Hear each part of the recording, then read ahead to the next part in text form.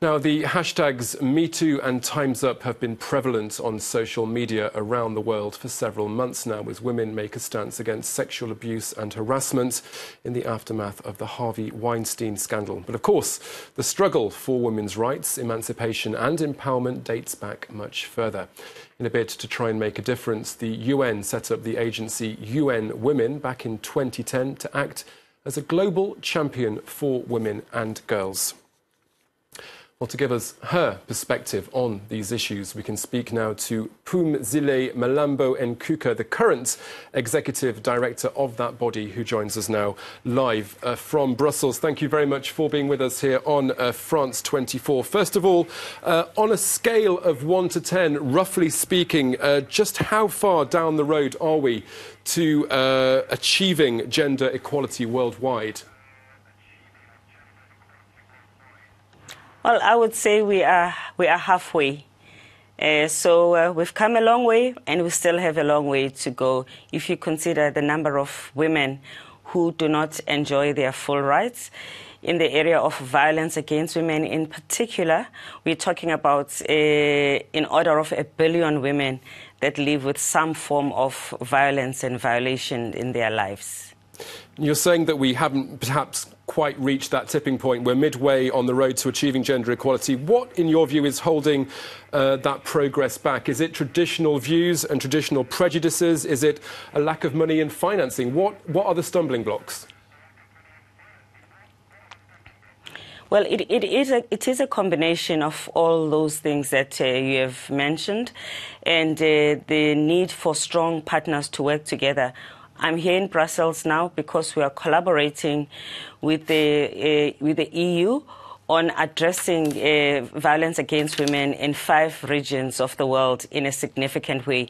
And this kind of partnership that we are having in the UN initiative called Spotlight is actually critical. It will help us to address trafficking of women in Asia, address cultural practices in Africa such as child marriage and female genital mutilation, femicide in Latin America, and domestic violence in the Caribbean. As you can see, this is not even everything that composes violence against women, but still significant if we are able to address it with significant partners.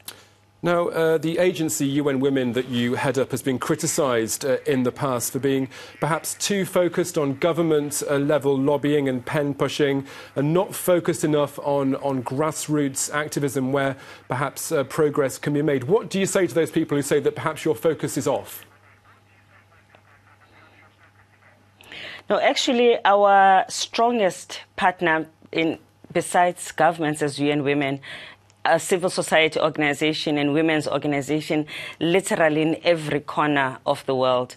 We work with about 900 organizations around the world where we've got specific program activity on the ground, and we exist and we contribute in almost all developing countries through activities that we engage in with civil society.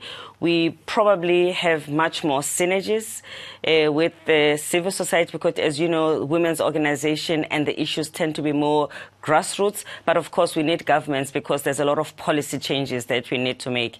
In the UN family, we probably are the one agency of the UN that is very much in need of these alliances with civil society. But would you admit that more needs to be done from your level at the grassroots level? Sorry, I didn't hear that. I was asking you whether you feel that more should be done at the grassroots level in spite of what you're already doing.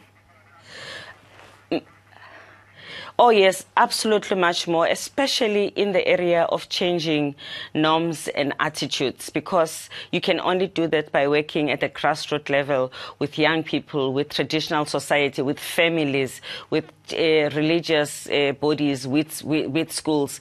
We obviously do not have the kind of resources to enable us to do that at the scale at which it needs to be done, but I definitely agree with you. We can and should do more at grassroots level. Now, last month, the Commission on the Status of Women held talks in New York, with the focus of that meeting very much on empowering women living in rural areas. Is there now an action plan in place to help those people that don't live, those women that don't live in urban or more populated areas? Yes, we focused this year on rural women, and the critical areas that we focus on violence against women, which is a challenge in rural areas. We focus on infrastructure. Many women who live in rural areas do not have adequate infrastructure, sanitation, water, access roads. We focus on jobs and employment opportunities for women in rural areas. We focus on ownership and access to land, which is important because agriculture is critical for women in the rural areas. And we focus on unpaid care, because many women in rural areas do a lot of work that is unpaid, and as a result, they are off the labour market.